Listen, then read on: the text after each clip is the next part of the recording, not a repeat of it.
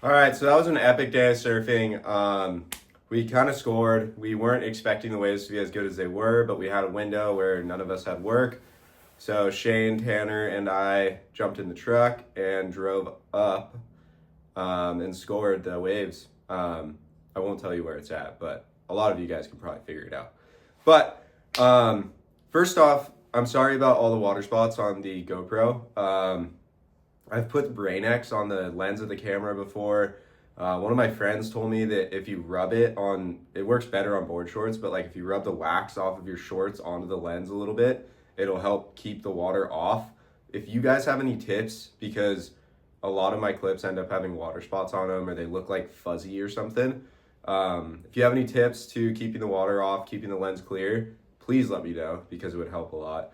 And the other thing is I'm holding like the little orange float thing in my mouth. So that's why when I breathe out, you'll see like the lens will fog up a little bit. So I don't know. I'm doing the best I can, but I'm sorry. But please, any tips, drop in the comments. But let's get straight into it. Point break surfing, the do's and the don'ts. First and foremost, don't kick out of your wave. If you get a wave, ride that thing until the wave is done. Like, there was a couple clips in there. I'll try to like loop them over. Maybe I'll put them in this corner or something. But there's a couple clips in there where I thought the wave was done and I was kind of just like wiggling back and forth just to like keep moving. And the wave ended up reforming and having a full other section on it and did a bunch more turns and ended up riding it all the way into the beach. So that is the biggest thing. If you can get a wave, because it's crowded, it's hard to get waves. If you can get a wave, ride it forever because they'll reform and do different things on different parts of the sandbar. So that is a really big one. Another really big one is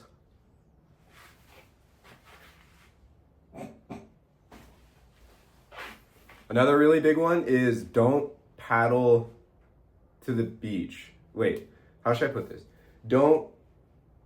When you're done with your wave, paddle back out if you're not at the very bottom of the point. If you are at the very bottom of the point, then whatever, ride it into the beach, walk around, go back up and do it again. But if you're like halfway through the point, there's plenty of waves that'll start right where you're at, or maybe somebody will fall and you'll get lucky and get a little wave right there. So my best suggestion is when you kick out of a wave, start paddling back out. Just slowly paddle your way up. I know you're going to be tired and whatever, but like just keep paddling against the current and just work your way back up. Maybe you'll make it back to where you started, but that's when you'll get lucky and get really fun waves. So that's another really good point. Now, another don't is don't burn people. There's a lot of people out there that try to just burn people and ruin their waves and then get their own wave. It's very selfish of them. There is times where people take off too deep and they can't make it. But when you first paddle out, figure out who's a good surfer and who's going to be making sections and who is not. The ones that are not, then it's a little more lenient to dropping in front of them because sometimes they won't make that long section if it looks like they won't. But if you're in that position, please just turn around, look back, make sure they didn't make it, then start surfing the wave. If they did make it, throw them a little wave and kick out, you know? So just try not to burn people because it happens so much at the points.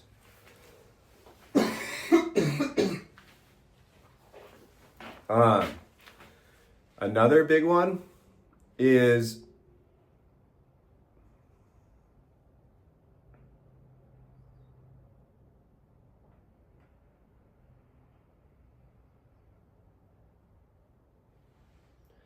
all right, so let's talk about some surfboards. So these are some surfboards that I've ridden on points before, and I really, really liked them on points, and I'll kind of try to cue in what I think worked well for them. So the first one is this Bonzer. It's a Campbell Brothers Bonzer. It's 6'3" by, oh, sorry. It's 6'4" by 19.5 by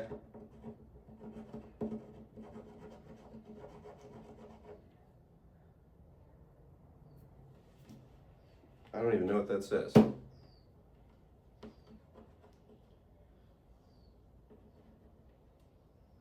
I buckled this board so there's a little bit of resin right over where the measurements are, but it's like 2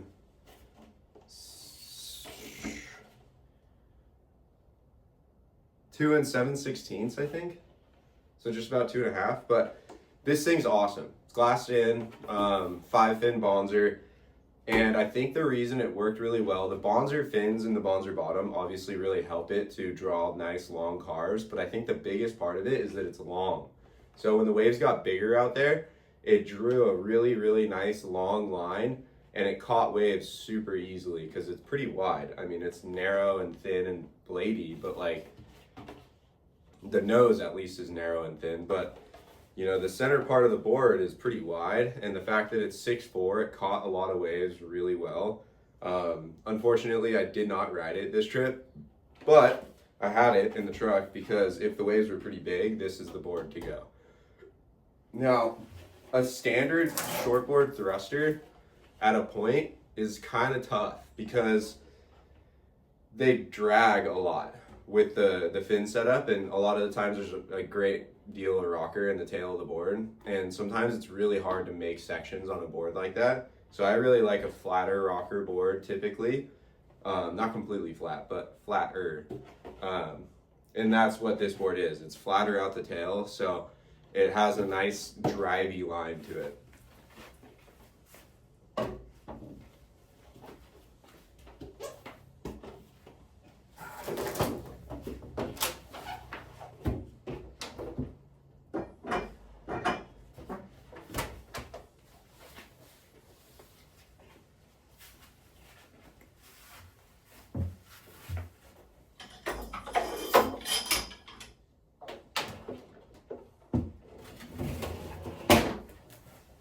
Another board I really like at Point Breaks is this Town & Country twin fin.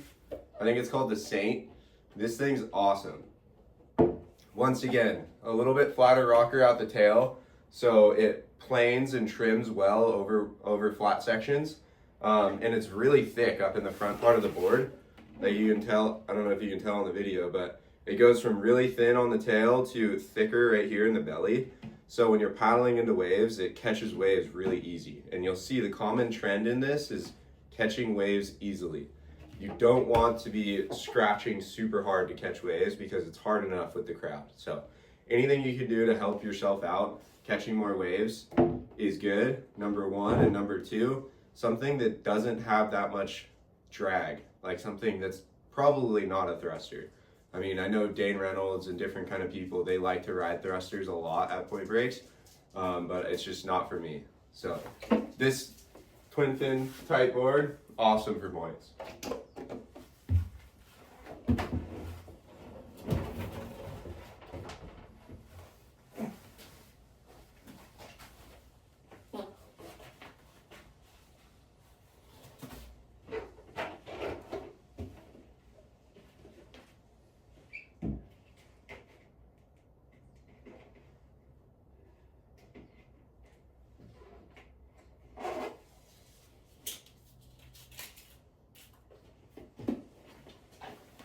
And last but not least, the board that I actually rode is a 5.5 Tyler Warren, I don't even know what you call it, like a square little pizza box thing. But it has twin fins with little Bonzer fins for the back.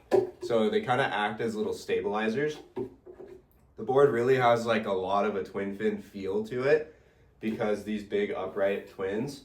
But these little stabilizers in the back, they really help it stay straight, number one, and number two, they add a lot more drive because twin fins typically are pretty wiggly side to side, so it kind of keeps it straight and holds a really nice line.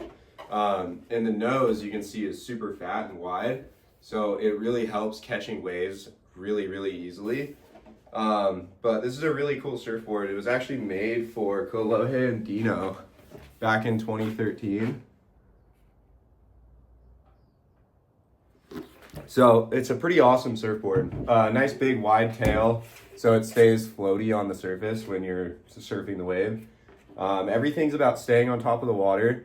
If you are riding a board that sinks a lot in waves like that, you're gonna have a really hard time making those big long sections like I was doing.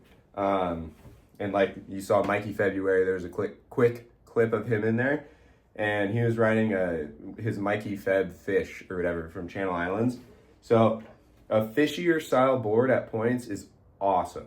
They're like pretty much designed for that type of wave. So definitely suggest twin fins out at the points. But anyways, yeah, thank you guys for tuning back in. If you have any other pointers or tips that you like to use out at the points, definitely drop in the comments. I like learning from you guys, and a lot of other folks like to read the comments as well and learn from you too.